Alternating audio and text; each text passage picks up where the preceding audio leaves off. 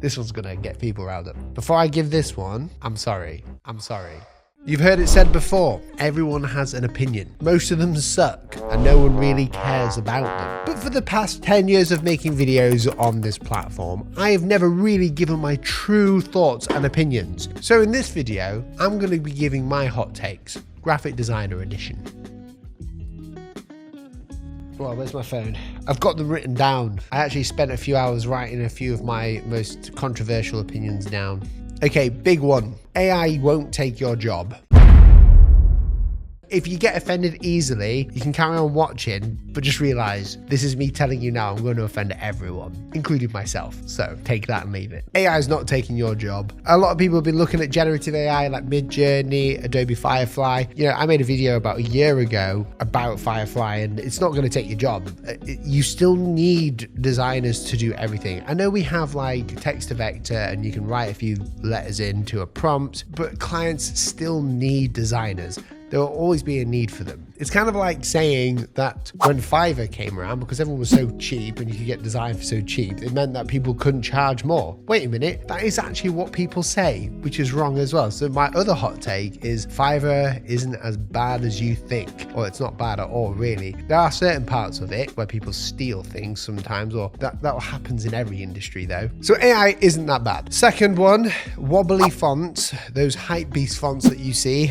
It's the new Comic Sans. Matthias is shaking his head behind the camera. It's true though. It is true.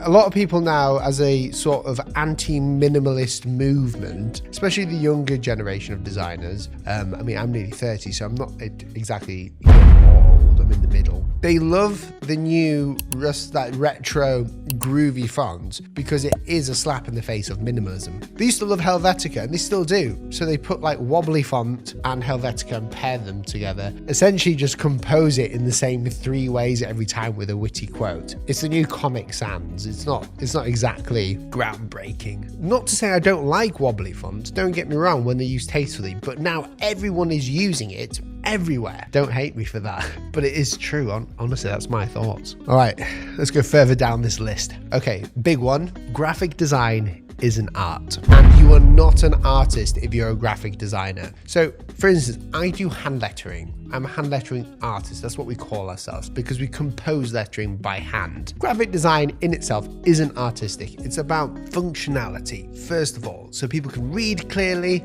people can understand information clearly. That's the whole idea. I mean, I've even got a book up there all about like grid systems, which takes minimalism and clarity and legibility to the max. So people can read things and understand it. Art isn't minimal. It doesn't have to be anyway. And I'm not saying graphic design needs to be minimalistic at all. It doesn't need to be. However, a lot of graphic designers would class themselves as artists. However, I don't believe that to be the case. If you're an artist, you don't need a reason to create what you're creating. You could just do whatever you want and call it art, and that is pretty much okay. Art is for like the emotional aspect, for people to decipher at the end of what you've created or even the process of what you're creating, and it will have a subjective meaning for everyone. But graphic design, it is not subjective. The actual end goal has a metric of success, whether that's legibility, whether that's like getting clicks, whether that's getting people to understand how to wash your hands. That's graphic design, for instance. So graphic design isn't art, and you're not an artist if you're a graphic designer.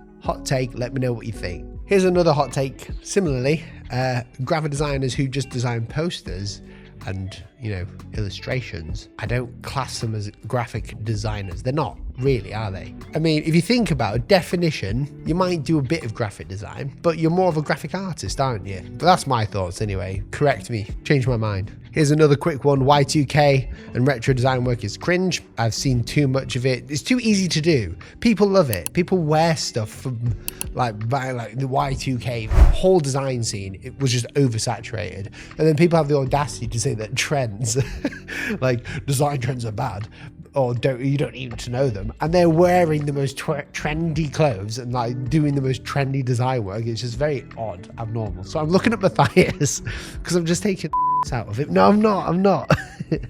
I'm wearing some weird clothes. It's true though, isn't it? Yeah. Another hot take. This one's gonna get people riled up. Before I give this one, I'm sorry. The reason graphic designers don't make much money is because they don't charge enough. Sounds obvious. However, being on the side of the internet where I create content, I get a lot of comments about how I shouldn't be promoting certain companies and certain videos like Fiverr and things. They say it is wrecking and destroying the design community and the design industry, because if I promote a cheaper service, therefore people will go to that cheaper service rather than go to the real designers who need to be paid more. And yes, there is a lot of nuance within that, and I understand it. However, Fiverr's been going for years, and all these other websites have been going for years, and there's more and more designers every year. People are making more money every year from design as well, from new companies being brought up. So when people blame the fact that they're not making money in design on these platforms, I really think it's because they're either not charging enough or they've missed a step in the process of how to get clients, which is to basically get yourself in front of them. Here's a little tip for anyone. If you want to get clients, you don't have to be the best, you just have to be the favorite. You have to be the favorite of them, and you have to work well with people, and then that's how you start getting clients. And if you're not making enough money as a freelancer anyway, I'm not talking about jobs, but as a freelancer, if you're not making enough money, you need to charge more. It's scary, but that's what you need to do. That's my hot take. That one leads me on nicely to Squarespace, who is sponsoring this video. This isn't a hot take, but every graphic designer needs a website. I think everyone knows this now. If you are here, even if you're just looking to start becoming a graphic designer or start learning, having a website is vital for your success. The Squarespace is sponsoring this video because they have thousands of award-winning, ready to go, fully customizable templates that you can use to make your very own website. If you think you need to know code, then don't worry, because you don't have to know a wince of code to use Squarespace, because it's all visual and you get so much control on Squarespace as well for that. If you want an online shop, you can add that to your website. If you want to create a course and sell that as well as sell your design services, you can do that too. You can have a contact page. You can buy a domain from Squarespace. You can actually create a whole Google workspace and get everyone's emails in from Squarespace, which is what we did. It's wildly good. Now, if you click the link in the description below or use the code Patterson on screen, you'll get 10% off Squarespace when you purchase from them. But here's a little trick. You can actually build your website for completely free. So click the link, build your website, see how it looks, see how easy it is. Then when you're ready for your website to go live, go ahead and put the code in or click my link and you will get 10% off. So Squarespace, thank you for sponsoring this video. Hot take, I like Squarespace. It is the best. Another one that I've got is a pretty big one. I believe that you do not need to go to design university. And I know this is going to divide the audience a lot. I apologize. The comments are going to be flooding. Design university used to be necessary for people who didn't have internet or access to information like we do now. Nowadays, we've got YouTube channels like ours where we teach a lot about one specific subject in graphic design itself. You've got folks like The Future who create basically whole schools designed around teaching you design without the debt of going into universities. It's wild. I never went to design university. We have a member of staff who went to design university, and even they say they don't learn anything like they learn when they're on the job, because this is a big one. Not saying any design university is bad. Generally speaking, if you're teaching, then you're not doing. And everyone's going to be saying, oh, well, will you teach design all day? That's what you do. Difference is we're actually a functioning agency where we actually work with clients as well. And I wouldn't be teaching, if I didn't get any clients, I wouldn't be teaching you how to get them. So not saying design university is bad. If you can afford to do it, go for it. If you can't afford to do it, don't worry, you can do it still. It's perfectly reasonable. Here's another one. The golden ratio is not a myth. A lot of designers, I think, especially quite popular ones, seem to believe that you don't need to use the golden ratio at all, ever. And that is true. You don't need to. However, it's not to say that it's lying to you. The golden ratio is a specific ratio of 1.618. So that's, you've got the raw mean, golden rectangle, and all this.